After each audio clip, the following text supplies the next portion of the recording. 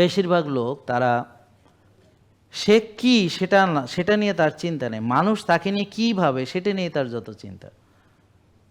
সে দেখাইতে চায় মানুষের কাছে আমি বড় লোক, আমার এই আছে, আমার সেই আছে, আমার বংশ এরকম, আমার স্ট্যাটাস এখানে, তোমার এটা হলে তোমার এই স্ট্যাটাস হবে। আবার মানুষকে বোঝায় যে তোমার এরকম না হলে এই স্ট্যাটাস বোঝা যাবে না। ইবলিসের এটা হলো মহাফাত, যে তুমি যে এই স্ট্যাটাসে আসো তোমার এটা লাগবে, নাহলে তোমার বুঝবে কি করে।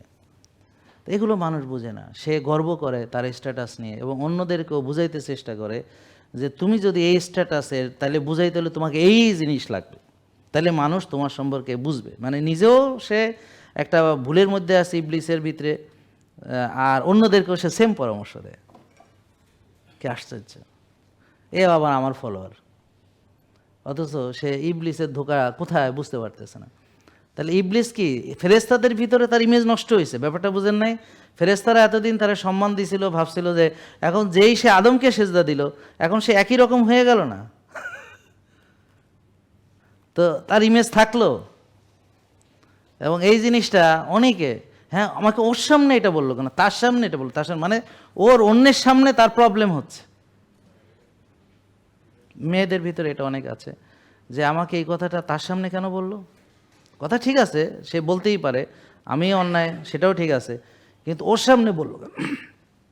এখানে বুঝবেন যে ইবলিস চলে আসছে। কারণ কি, কথাটা যদি অন্যায় হয় সে যদি বলে এবং তার অন্যায়টা শুধরে নিবে, সে যদি নিজের ভালো বুঝে তাহলে তো সে খুশি হবে যে না ও আমার ভুলটা ধরা দিয়েছে, আমি শুধরে নিব নিজেকে। ওরে বাবা, এরকম মানুষ এই পৃথিবীতেই নাই। বুঝেননি কথা? পৃথিবীতেই নাই। তাহলে ইবলিসের এই ধোঁকা থেকেই তো কেউ বাঁচতে পারলো না, বাকিটা বাদ দেন। আগে আপনি লাইফস্টাইল কী মানবেন, কী হবেন, এখন তো সুস্থ হওয়া কোনো বিষয় না, কিন্তু সুস্থ হওয়ার পরে আপনি কি করবেন আমি তো সেটা নিয়ে এখন চিন্তিত।